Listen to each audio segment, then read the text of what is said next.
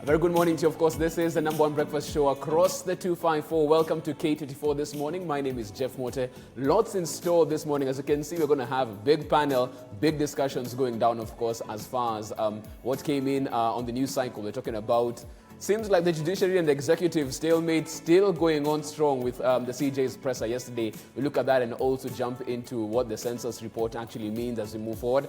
That and plenty more as we jump into the newspaper review this morning. But it's a Tuesday and that means there's plenty more on the show. Absolutely. A very good morning to you yet again. Shiko Kaitani is my name. And of course, after the newspaper review, we will be reviewing some of those trending stories on social media. What have you been talking about? That's what we will be on about on Interactive. So, of course, start talking to us through our social media platforms. And what are those platforms, Movie? You can find us at K24TV across all of them, Facebook, Twitter, and Instagram. Of course, would like to hear from you through our SMS line, that is 21222. Then later on at 8 o'clock, we'll be discussing women in business. Now, if you're a woman or even a man in business, you definitely want to stick around because I'll be joined by Mary Muthoni, who's the founder of Women in Business Kenya. I also have Nalente Setek, CEO, Ila Brands. And then we have Wangeshi Mungai, the CEO of Karunguru Coffee, to discuss ways and means how women have gotten from zero to literally hero. Good, nice. I like it. Fantastic stuff right here as always. And it's a good thing for you to actually see how the people have made it. Because as I always say, success leaves clues. Yeah. You can find out how to make sure you get to that particular point as well. So as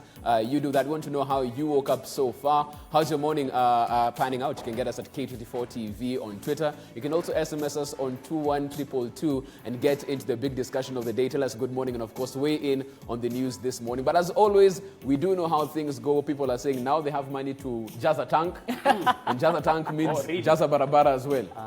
Yes. Why the cars are usually parked mid-month. Mid-month, you'll see fewer cars on the roads and then the salary checks in and boom. Everyone is driving. Everyone is driving. Suddenly. So we'll start from there, take a look at your roads, and then straight after that, we get into our newspaper review this morning.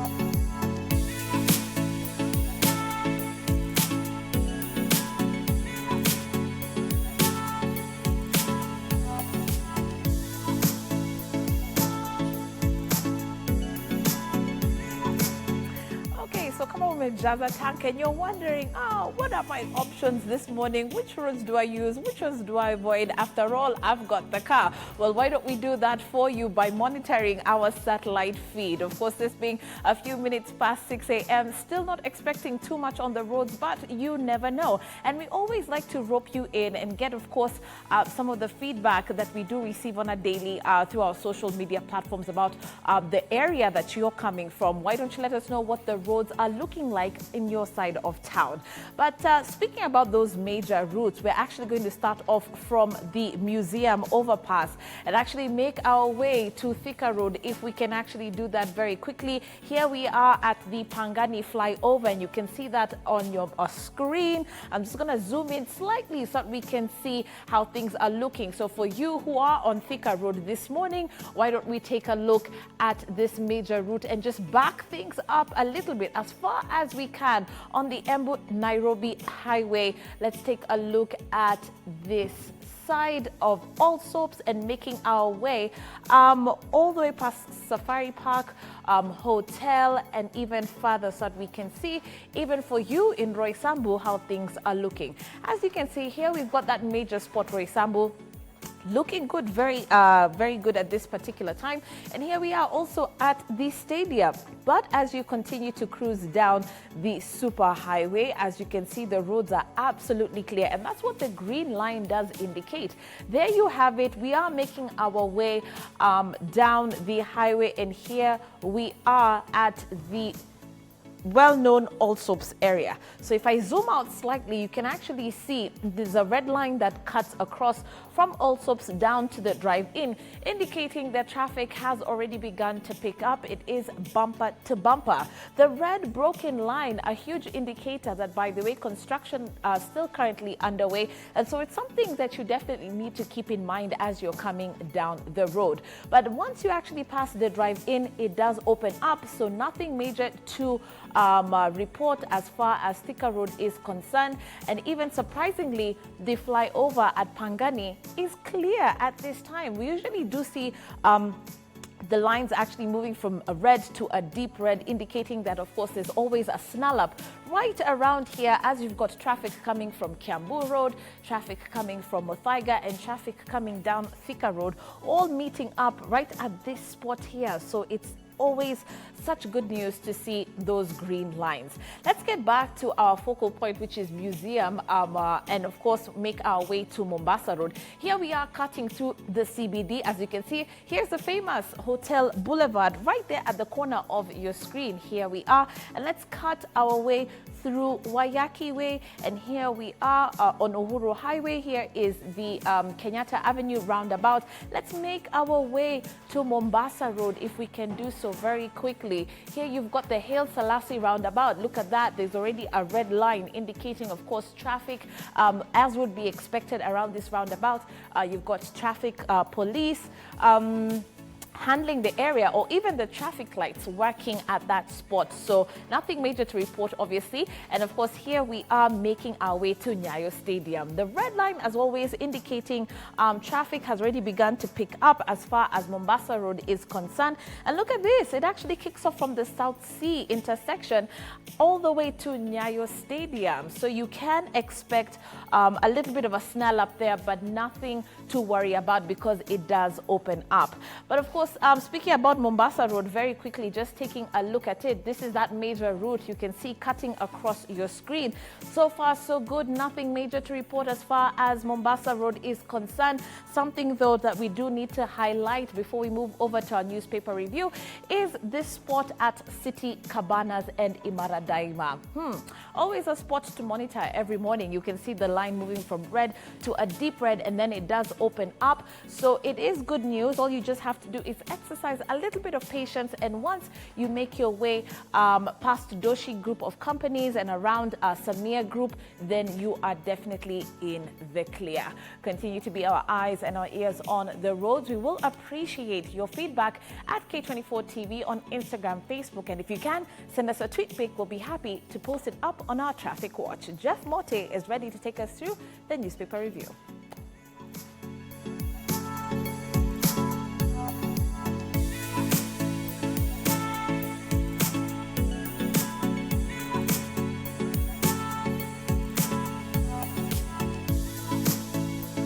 And welcome back. Now that you know how the roads are looking, it's important that we jump into the big stories of the day and see what that means as far as our news cycle is concerned, and of course the future moving forward. We'll look at the front pages of each of the dailies and then get to my panel and jump into the deeper details as well. Start off with the front page of the People Daily this morning. Census results to shape 2022 election trends. Kenya's population hits the 47 million mark as figure rises by 1 million people annually, giving planners and political class the task of analyzing how resources will be allocated and how regions can exploit the figures. That's a story that you can get right there. Also on the front page of the PD, stop this witch hunt, CJ tells the executive. Maraga says CSs and PSs have vowed to have him ousted by end of the year, laments he is consistently treated to etiquette indignities, and that's a story that we'll be discussing as well, of course, right here on the show. Front page of the Daily Nation, it still matters census. Numbers game, how census affects 2022. With increase in national population, some counties will lose constituencies as others gain if the Independent Electoral and Boundaries Commission retains the formula it used to draw the boundaries, altering the political landscape. So the political implications of the census report given yesterday are now being looked at in detail right here. More than meets the eye in state versus judiciary war. That's what the Daily Nation is looking at right there. And also, as you look at matters economy, the Daily Nation touching on that. Senate teams vote to raise debt ceiling. Plea by Treasury to borrow up to 9 trillion now awaits decision by the Senate plenary after two committees agreed on proposal to sink Kenya deeper into debt. You can get those details, of course, in your copy of the Daily Nation this morning. Front page of the Standard, census shock for big tribes. New numbers debunk myths on ethnic blocs, sparking protests among politicians. That's what the Standard is going with this morning. And on the front page of the Star, how Uhuru CSs are plotting to remove Maraga. The ministers hatched the plot after the CJ refused to remove some judges who are perceived to be hostile to the state. That's what the Star is looking at in detail. Of course, you can get that story in detail in your copy of the Star. My panel very ready to go into these big stories of the day, so I'll introduce them as we get into that. Embakasi North MP, Honorable James Gakuya, thank you so much for making time this morning. Thank you. Karibu sana. Frederick Okango, Secretary General, Third Way Alliance, morning. Thank you, sir. And of course, Executive Director of the East Africa Law for East Africa Center for Law and Justice, Joymdivo. Every Tuesday she has to be here to make sure she gives her spin and her view on the big stories of the day, holding nothing back. Good morning to you, Joy, as well. Morning, Jeff. Okay, of course, as was predicted yesterday after the census report, very many people trying to dissect this and try to see what actually it means as we move forward. And most people, even after the president talking about this being the tool that they use in terms of the development agenda and how they'll forward the Vision 2030 and Big Four, it seems like it's all down to political arithmetic from what we are seeing right now, and the political leaders trying to see what it will look like in 2022. Joel, let me start with you, because already we have some politicians saying that they don't believe the credibility in terms of the numbers given in their area. How should we move forward from here? Because already some of them are saying they might have to take this to court. I think these courts of ours, we'll talk about them a bit later, but they have a lot of work to do.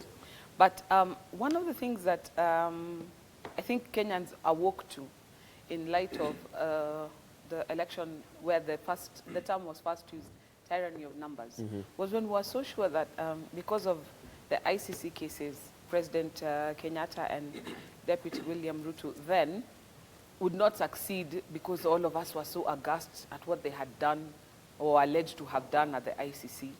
And a term was coined, the tyranny of numbers, that these two, even without the rest of you, if their people stood with them to a man, they would actually succeed. And they went on and pulled off an upset. And people realized, okay, so fine, we used to organize along ethnic lines, but when you've got people, it counts for something. This was perpetuated when we started seeing formations being formed, CORD or NASA, and it was being formed on the basis of voting blocks, that this number of people. And we've even seen this being played out in the Kibra by-election, where even people would be called from, the governors would be called from the counties and are paraded and are told, these ones stand with us as a block. Now, it's actually such information that informs such behavior. Because even when they're going to the negotiating table, that's what they say, you know what, you and I should be in alliance because I'm coming with X number of votes.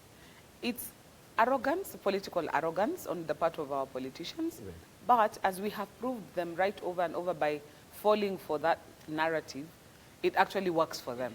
So this is information for politicians is gold. Right. It's one of those things that says, you know what, yes, this is what I have been waiting for. Right. However, as the president correctly pointed out, the reason why we do census is so that we can find out not just the number of people you have, the sort of demographic you have. Do you have a youth bulge? Do you have an aging generation? Do you have very many children? That informs where you should put more of your emphasis. Is it on education? Is it on health? Is it on generating more jobs in manufacturing and agriculture? It also informs on where more development is necessary. So if you find that there's an area that's very highly populated, we're talking about housing as a pillar of the Big Four. Should we then make more houses in such areas? So that's ideally, for planning purposes, that's why we need a census. Right. But in Kenya, everything rises and falls on politics, man. And we'll be talking about the development question and the economy and how the census can plug into that, moving the economic engine forward. But let me bring in Okango on this as well, because we're looking at a scenario where did we get it wrong from the beginning in terms of the questions we were asking at the census, so that by the time you're getting the results, it plays out politically? Because we don't need to know really how many Kikuyus or Somalis or Luos they are. If you're a valid Kenyan with a valid Kenyan ID, that really is, it doesn't matter. So once you go into those ethnic divisions, then we get this at the end of the report. Thanks, Jeff. I think for those who were enumerated in the last census, there's a question that most of the people were skipping, and they were saying, I would not want to answer, that the question of the tribe, because that's how we profile ourselves. It is unfortunate. But again, this census report, the Kenya Population Housing and the Census Report 2019, right, we were told that this is the first volume. I am against a census report that is based on per square kilometer and is looking at the plain numbers. I want to believe that this volume is the numbers. We are going to be told of now the other demographics. We're going to be told of the dispersions. We're going to be told of how many youths are jobless, which is the, how many tribes are in equal or unequal in terms of occupation per geographical area. What are the other, how many people are living with disabilities so that we can plan for them. Remember the theme of this year's census is counting our people for sustainable development and devolution of services. The object of devolution in the Constitution of Kenya, under Article 174, one of them is to ensure that there's equitable share of resources. The issues in this country that has brought us to war is the equitable share of the resources. And that's why yesterday you saw the politicians like us coming out and saying, no, wait a minute.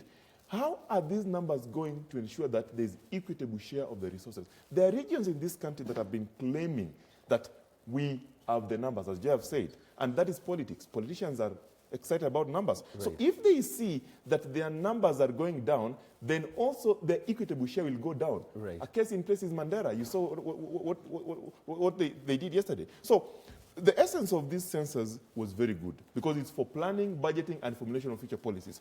But what shocked me most is the urgency of releasing these numbers. We were told that this report will come out incomplete after 1 year. But look, while the CJ was, the president of Supreme Court was giving a supreme outburst yesterday, there was somebody waiting to counter that through this report. But I think, Okango, even as you say that, I think they had said they're going to give us a report after a couple of months, and then after that, and then the full report in a year. Jeff, if we are going to get a report, let us not get report in piecemeal. In fact, it is unfortunate that the report, the first volume that we were given, is about tribal numbers. That is very, it's sparking emotions. So for you, Okango, you read mischief even into how the report was given? Yes, what they would have given us first is the dispersions showing the inequalities in this country so that we know how many youths are jobless, how many numbers of the people living with disability do we have, how many households do we have that are not able to meet or to get their food daily. That is the planning that we want. Then now later in your other volumes, give us the tribal numbers. Because what we are going to focus on today as politicians is the tribal numbers. Because people are looking at it. Now, if we are going to do electoral delimitation as per requirement of the Constitution, then which constitutions are going to go? Then they'll start preparing themselves to defend that. It is unfortunate that we are preparing this country for an election that is 2-3 years away.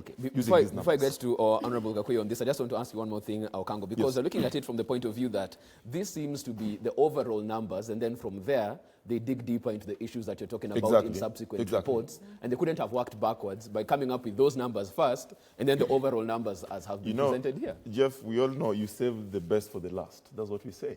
But if this was the best, and the politicians were, this is what they were waiting for, why didn't the Kenya National Bureau of Statistics release the other volumes that show the real issues that are affecting this country? The reason why this country is not growing is because the government hides pertinent information that can help even the public to know where to allocate resources. They're hiding that. What was so difficult? Because in the questionnaire, you saw what they were asking. What was so difficult in just giving people a summary of everything? Because they have done it. Why are we holding that information? If you hold information from the public, they'll speculate. The speculation here, look at your headlines. The speculation here is that to shape 2022. Why? Because we have used tribal numbers. The speculation here is census shock for big tribes. Why? Because we have tribal numbers. If we would have summarized all these things using the statistic, the dispersion statistics, showing geographical occupation, showing the number of jobless youths, showing the people living with disability, then today we would not be talking about these speculations. Okay, let's talk to Honorable Gakuya as well, Embakasi North MP. From where you stand as an MP, as a politician as well, what's your take in terms of this first report? Let me say that in fact, if this particular report could have come otherwise, other than what it is, it could be a climax of chaos. Kenyans waited to hear the numbers. And if we would have given them other logistics, actually it could have a mess, that something is being hidden. So give them what they deserve first. Because if it is politician, this country which is a political country like any other. And if it does not sustain those political deficits, then whatever else you could release will mean nothing to them. Right.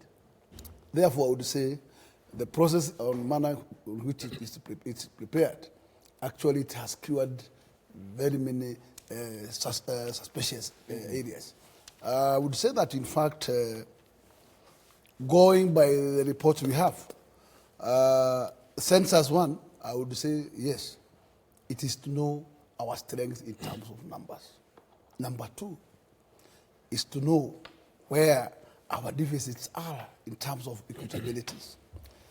And if there is something that is not here, I'm sure I don't want to accuse the team which has prepared this particular report that, in fact, tomorrow is not a good day to release the remaining bunch of it. Therefore, what I would say to my good panelists here is that the rest will still be cured.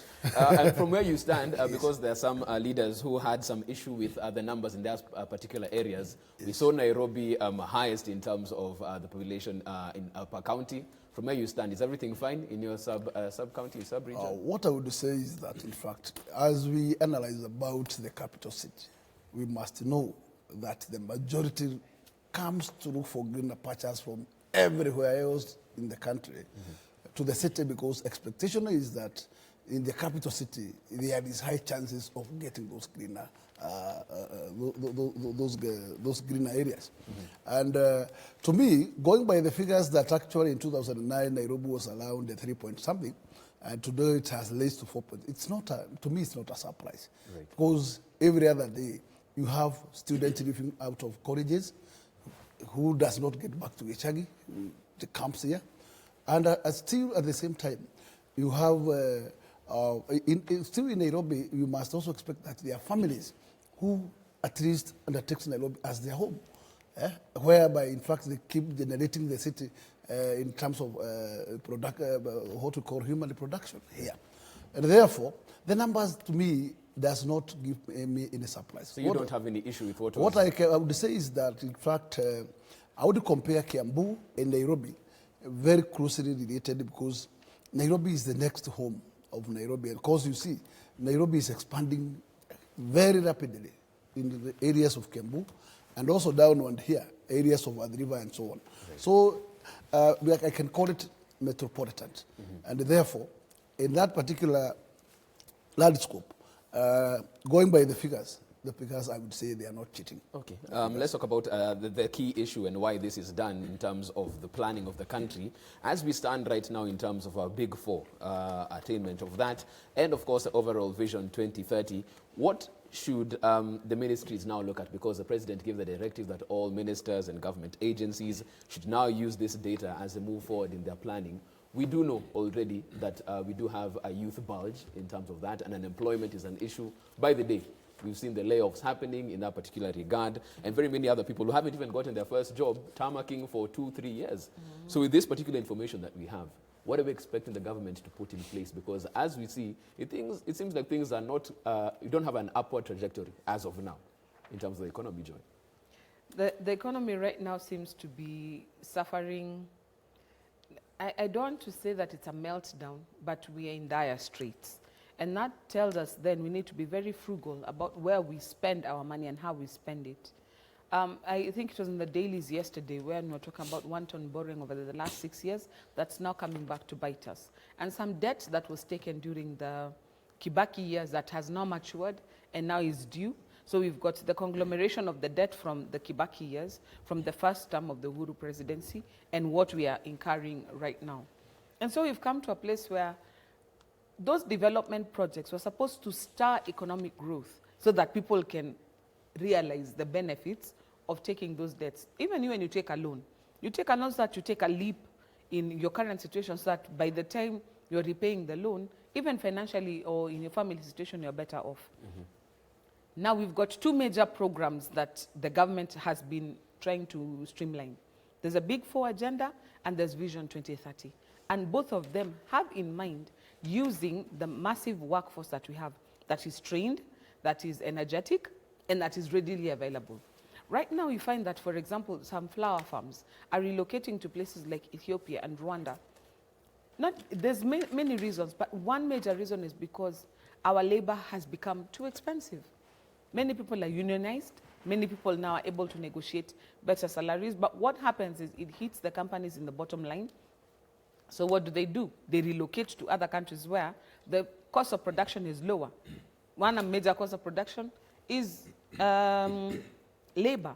We've had situations where there are jobs where we insist this must be given to Kenyans. And you hear the contractors decrying, I cannot get qualified welders. I cannot get...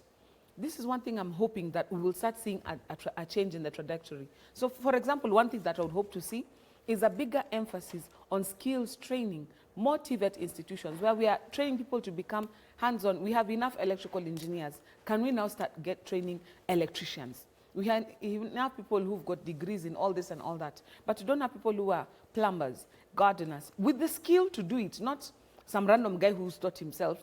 Those guys help our lives. I'm not disparaging them in the least. But can we give our youth the edge? Because if you look in other jurisdictions, people who do blue-collar jobs actually earn a lot of money because this is a hands-on skill that saves me time and money in terms of damage and in terms of me taking the time out to do it. So that's why we start thinking, where our planners should start thinking in terms of harnessing. What do we have in Big Four? What do we have in Vision 2030? How many youth do we have? How many of them are trained? In what areas are they trained? Is there a need for reskilling or retraining? There are some of these degrees that Professor Magoha said are completely dead. Should you tell those guys, you know what, scratch that, that was a good run, but it's over and done with? Come, let's do this. Because these days when you talk to people, I'm in HR, I'm in PR, they're all doing the same thing. Right. And you're wondering, so where are you all going to work? But try and find a plumber.